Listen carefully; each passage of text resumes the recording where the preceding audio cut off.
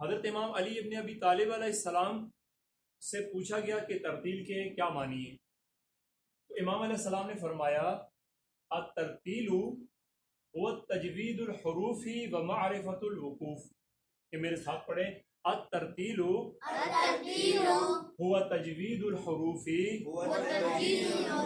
و معرفت الوقوف۔ کیا معنی اس کا؟ امام فرماتے ہیں کہ ترتیل کا مطلب یہ ہے کہ حروف کو، جو حروف ہم پڑھتے ہیں، حروف کیا ہیں؟ الف با تا ثا جیم ہا خا یا دا، یہ حروف ہیں۔